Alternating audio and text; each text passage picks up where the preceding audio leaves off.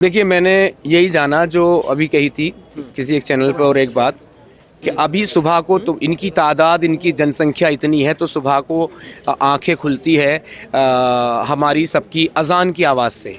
इनकी जनसंख्या बढ़ने दो, फिर धमाकों से आवाज़ें ना खुले तो कह देना, चीखों पुकार से आवाज़ें ना सुने तो कह देना, उसकी बहन बेटी को उठा के ले गए, लोंडी बना के ले गए, इन आहो फुकार से, इन चीखों पुकार से आंखें ना खुले तो कह देना। बढ़ने तो दो जनसंख्या, जन सैलाब आने तो दो।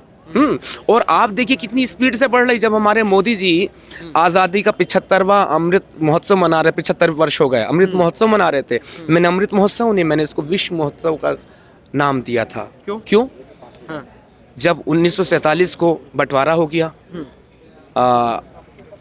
वहाँ पर पाकिस्तान में निराता चले गए, यहाँ जिनको रहता रह गए, मुसलमान लगभग 3 से 3.5 करोड़ बचे यहाँ पे, और हिंदू कितने बचे? 30 से 35 करोड़। और 75 वर्षों में जब अब आप आज़ादी का अमृत महोत्सव मना रहे हैं तो हिंदू कितने हैं? 80 से 90 करोड़, हद मान लो 100 करोड़। और ये आंकड़ा हमारा सरकारी कम है, दिखाया हुआ बहुत, ये 30 से 35 करोड़ बढ़े, यानी कि मुसलमान 10% बढ़े और हिंदू 3% बढ़े। और गुजरने तो 50 साल। अगर ये देश तुम्हारे पास, हमारे पास रह जाए, तुम्हारी आने वाली नस्लें यहाँ कॉलर उठा के जी सके, तुम्हारी बहन बेटी यहाँ पे कदम रख सके, चल सके, तो कह देना गारंटी से। कितने थे पाकिस्तान में, कितने परसेंट थे? लगभग 14% के मुसलमान थे ना, सॉरी हिंदू 14% थे ना।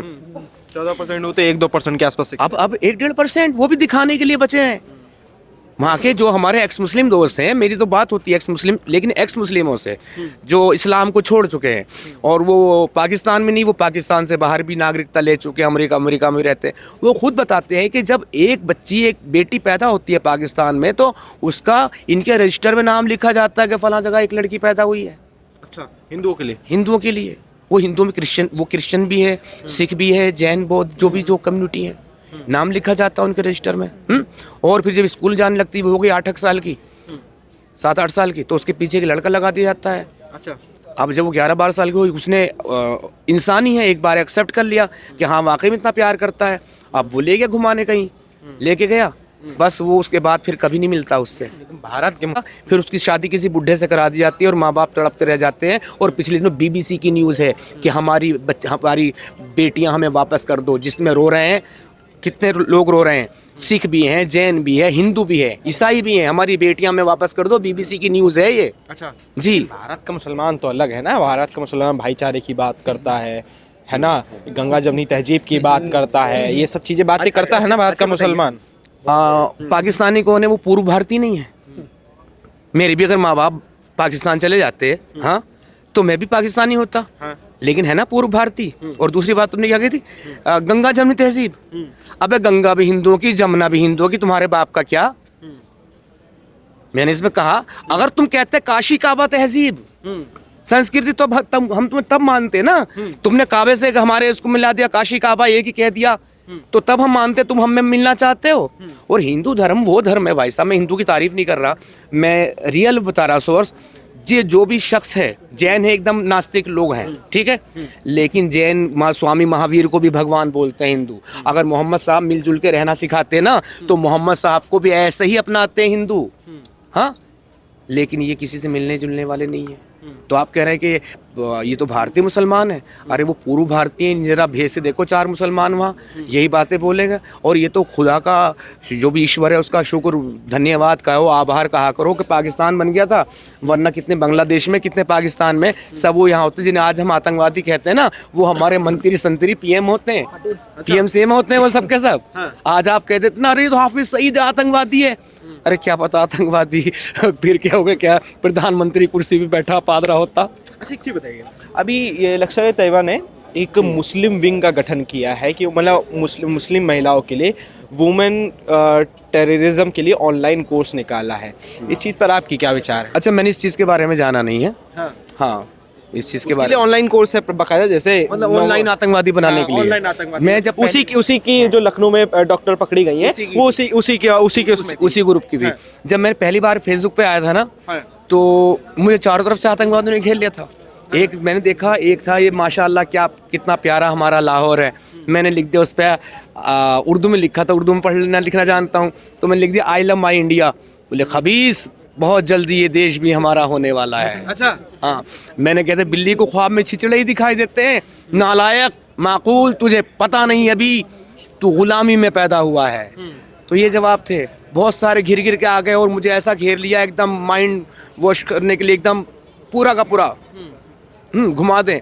फिर मैं आखिर में, मैं तो कट्टर भारती था भाई, मैं आखिर में गाली पाली देख के सब कुछ ब्लॉक करके वापस आ गया। चीज़ बताइए, 57 इस्लामिक कंट्री बनी है, तो क्यों ये जो भारत के लिए गजवाए इनका जो सपना लोग कहते हैं वो क्यों आम मुसलमान देखेगा? जब ऑलरेडी 57 इस्लामिक कंट्री देखी हैं, ये हिंदुस्तान को क्यों वो इस्लामिक कंट्री बनाएगा फिर? देखिए ये तो इनके मोहम्मद सल्लल्लाहु अलैहि वसल्लम ने कही है, ठीक है, लेकिन इसलिए भारत ही नहीं पूरी दुनिया में ही इस्लाम का झंडा फहराना है। अच्छा। पूरी दुनिया को इस्लामिक स्टेट बनाना है। गैर मुस्लिम का बच्चा भी नहीं दिखना चाहिए। और इसका सबूत एग्जांपल देख लीजिए, जब जहाँ हज करने जाते हैं वो क्या इनके बाप का है?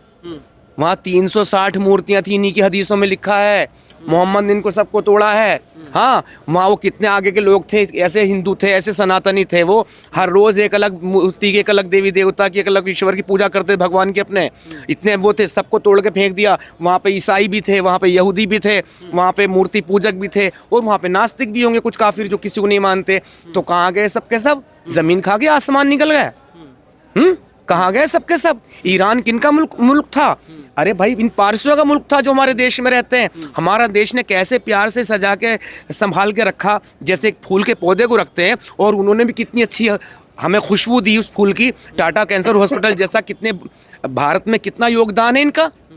उस देश को खा गए भाई, जहाँ जहाँ पहुँचा। ये जब इस्लाम का ज्वालामुखी जब आया यहाँ पर, और ये ज्वालामुखी इस्लाम का दहकता हुआ, उबलता हुआ, खोलता हुआ जब गंगा जल में गिरा, तो गंगा जल ने इसको इतना शांत कर दिया, फिर इससे आगे इस्लाम नहीं बढ़ पाया। अच्छा।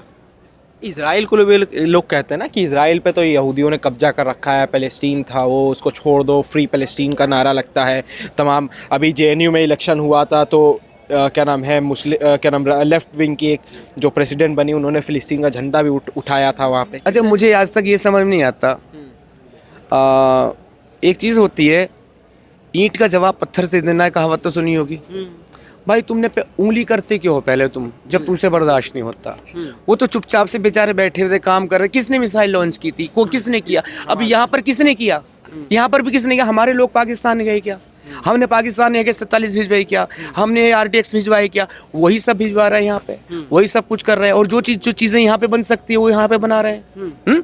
ये जो है ना हमारी लिबरल सोच, हमारे मुसलमान तो मुसलमान यार, ताज्जुब इस बात पे होता, हमारे नॉन मुस्लिम्स, हमारे हिंदू भाई खुद ऐसा बोलते हैं, अरे नहीं यार, मुझसे खुद लड़ते हैं, तुम इस्लाम के खिलाफ नफरत फैला रहे हो। मैंने भैया जो मैं बोलता हूँ आप चेक कर लीजिए, मैं काहे की नफरत फैला रहा हूँ? वो तो कह रहे हैं कि भाई हम तो हिंदू मुस्लिम साथ में लेके चले, हम सेकुलर हिंदू हैं, हम मुसलमान के साथ ईद में सेवई खाते हैं जाके। अच्छा, ज़रा साथ में ज़रा एक दिन को अपनी, तुम्हें वो मस्जिद में बुलाएंगे ना अपनी, तुम कूद के चले जाओगे, लेकिन ज़रा तुम अपने मंदिर में हनुमान चालीसा के पाठ के दौरान बुला के देखो, वो आ जाए हनुमान चालीसा में, भारत माता की जय तो नहीं कह पाए जिसका उगावान खाते हैं आज तक।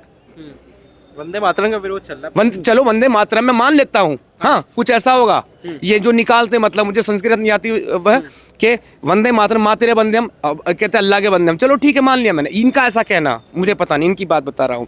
जिस जमीन का तुम खा रहे हो उगा हुआ, जिस पे सोते हो, जिसमें दफन जाते हो, और जिस पे अल्लाह की रहमत नाजिल होती है, जिसमें जन्नत जहन्नुम के वो देखते हो, सारी चीज़ें खिड़कियाँ खुलती हैं जन्नत की, जहन्नुम का अज़ाब मिलता है, जिसमें वो सब कुछ होता है, तुम उस जमीन को नहीं मान पा रहे हो।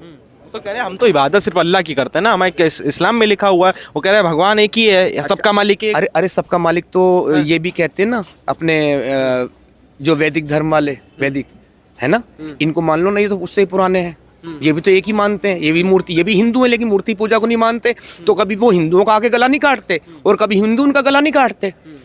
वो अपनी चीज़ों को प्यार से रखना चाहते हैं। हमारे वेदों मूर्ति पूजा नहीं है, इतना तो कहते हैं। बाकी ऐसा थोड़े मंदिर तोड़ने आ गए। जब मंदिर इधर तोड़े गए हैदराबाद साइड में, तो यही बचाने आए हैं। आखिरी मेरे 2 सवाल हैं। इस समय इस्लामिक कंट्री में एक रिवॉल्यूशन चल रहा है, वो रिवॉल्यूशन ये है कि बुरखे को बैन करना। कई सारी है, पोर्टुगल है, ईरान पता नहीं तमाम जगह पे बुरखे को बैन कर दिया गया। किस तरह इन सब चीज़ों को देखते हैं आप? देखिए, कुरान में जो बुर्का ओढ़ते हैं ना, पहली बात तो कुरान में बुर्का ही नहीं है। अच्छा। दिखा दो ये बुर्का कुरान में। हाँ। ये भी आया कहाँ से? हाँ। ये पर्दा। हाँ। मोहम्मद साहब के ज़माने में कोई पर्दा वर्दा नहीं था। हाँ।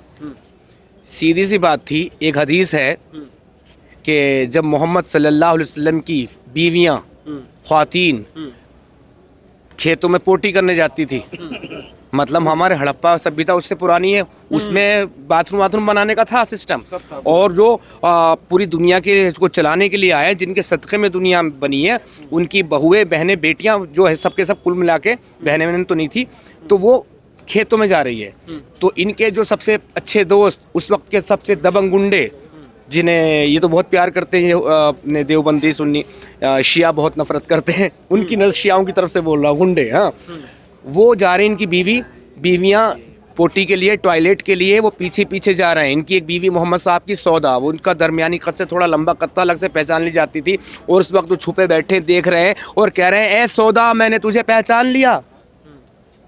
तो मोहम्मद सल्लल्लाहु अलैहि वसल्लम को क्या चाहिए था? उसे घर बुलाते, उमर को, उमर के 2 थप्पड़ लगाते। ऐसा नहीं किया, अपनी बीवियों को बुलाया, तुम ऐसा कुछ पहनो कि जिससे तुम पहचान ले जाओ, और कितना सा पर्दा आया, सर पे ओढ़ लिया और अपने सीने को बाहर को ढक लिया, बस इतना सा। ये तो है नहीं बोतल सी जो लगा लेते हैं। अच्छा। हाँ, ये जो ओढ़ लेते हैं, कहाँ है कुरान में? दिखा दो। अच्छा, एक मिनट, आखिरी सवाल। कुरान में तो खतना भी नहीं है यार। अच्छा, एक मेरा आखिरी सवाल काट दी मगर। अच्छा, खतना भी नहीं है। आखिरी मेरा एक सवाल है, ये जो पूरे दुनिया में जो ये आतंकवादी गतिविधियां हो रही हैं, इसको कैसे निपटा जा सकता है आपके हिसाब से? क्या लगता है? देखिए, इससे को एक ही तरह से निपटा जा सकता है, सारे काफिरों को एकजुट होना पड़ेगा। अच्छा। जितने भी काफिर हैं, इजराइल बन के निपटा जा सकता है? सबको एक ही इजराइल के नक्शे कदम पे चलना होगा, और सबको एक ही तरह से करना होगा। यही मेरा कहना था इस पर। और मैं एक चीज़ और कहना चाहूँगा, ये जो है क्या बोलते हैं, ग़ज़वा हिंद के ऊपर मेरा गाना भी आया था, तो मैं आपके चैनल के माध्यम से रखता हूँ। और देखिए, सीधी सिंपल बात है, यूं तो हमको किसी से कोई बैर नहीं है। बैर नहीं भाई, कोई उंगली मत करना, उंगली करेगा तो फिर हम भी नहीं छोड़ेंगे, वो इजराइल ने जो किया। यूं तो हमको किसी से कोई बैर नहीं है, पर ग़ज़वाए हिंद वालों की अब खैर नहीं है। हम धरती माँ के सपूतों को नहीं रोकेंगे, अब दुश्मन की छाती पे तिरंगा ठोकेंगे। वो बांग्लादेश हो या